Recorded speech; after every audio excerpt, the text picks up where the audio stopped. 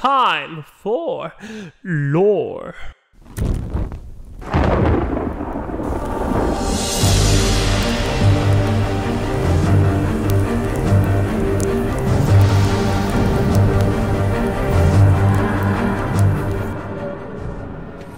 The Forsaken think we are weak, a broken people.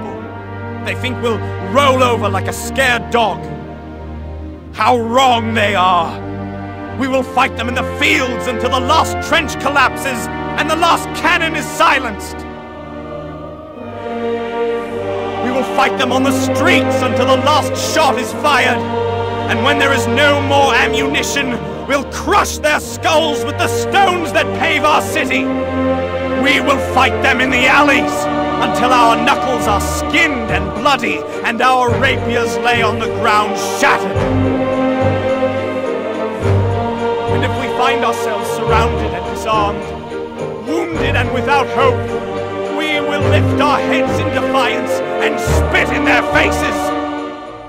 But we will never surrender! For Gilneas!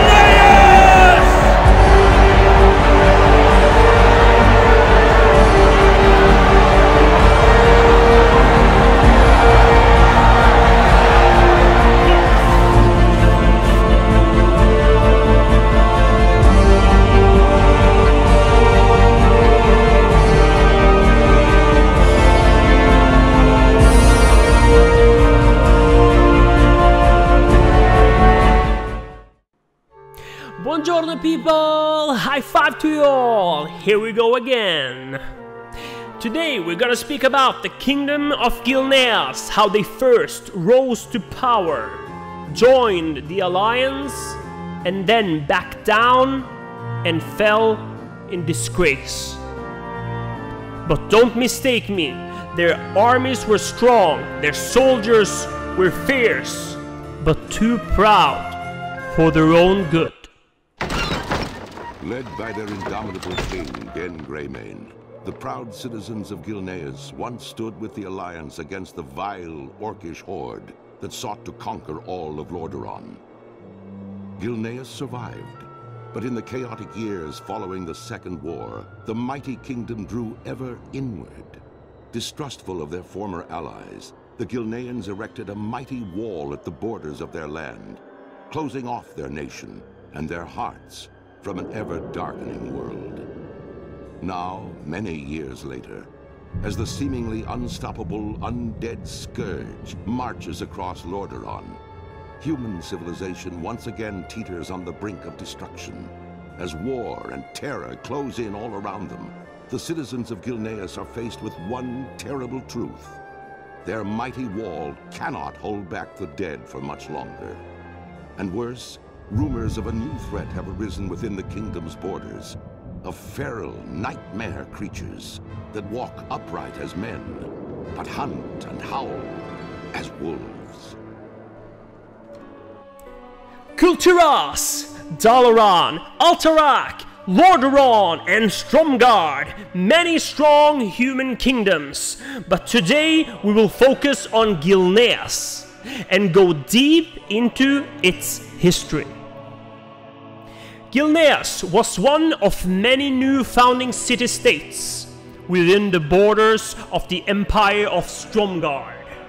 Gilneas grew and prospered. The city-state developed a strong army which explored the surrounding territories. In the beginning, they were all settlers from Stromgarde. They all remembered their origins. But eventually they developed their own customs and beliefs. Under the rule of Gen Greymane's father, King Archibald, the nation evolved into a formidable kingdom. Being at the center of trade, the nation prospered and started trade relations with Dalaran, Alterac, Lordaeron, and Kul'Tiras. These other human kingdoms also prospered thanks to Gilneas' trade. At the start of the Second War, the new king, Gen Greymane, was not in favor of the formation of the Alliance. However, to ensure trade relations, he sent a token force. After the Second War was won, Greymane pulled his nation's support from the Alliance. He refused to spend his nation's resources in rebuilding other nations devastated by the war. The Greymane Wall was built, a massive stone barrier that now splits the country in two. After the Scourge has ravaged all of the other kingdoms, a massive sea of undead lay at the wall's feet. They threw themselves on the wall. In order to keep the Scourge out, Greymane ordered his court archmage Arugal to unleash the secret weapon against the Scourge.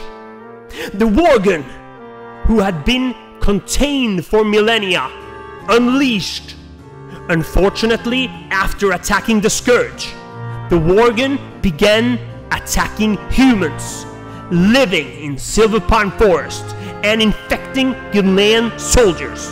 This affliction had advanced through the legendary barrier and gradually ate away at Gilnean's humanity.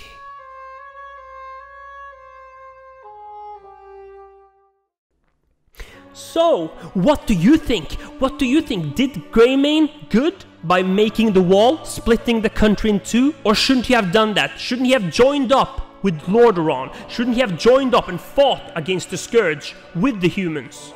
Or maybe his choice saved the Gilneans. But then again, they were ravaged by the worgen.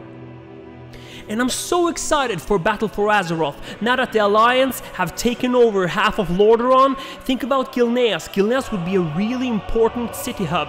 So maybe the Alliance can get the new capital city for the Gilneans. And then maybe the Night Elves, they have lost their hub. They are coming over to be in the same place as the Gilneans.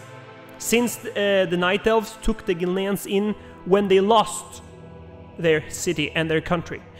Or maybe maybe the Gilneas town could be a PvP zone, like a battleground where you fight inside the city streets, in the city houses, in the city squares. Maybe you start to take over one district and move to the other one. That would be so amazing. I have been thinking about this since the Cataclysm.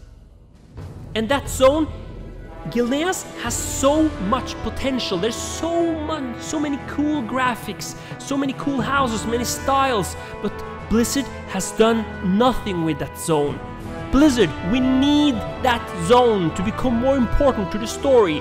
It's so cool, and the design of the Gilnean house are so amazing. Come on. So if you want to keep going on from this lore part, you can go straight into the game and play as the worgen. At the beginning of the worgen starting campaign at level 1, this story ends. So again, thank you everyone for everything. We have reached over 100 subscribers. Thank you all for this. I thank you guys for this. Thank you for talking about it. Thank you for sharing it. Thank you for liking, comment, everything. This is amazing. Now our URL is the Warcraft Code. You can see there up in the internet bar, the web bar. You see like www.youtube/the Warcraft Code. So this is amazing. Thank you everyone. Thank you everybody. And remember, this is the Warcraft Code. Arrivederci.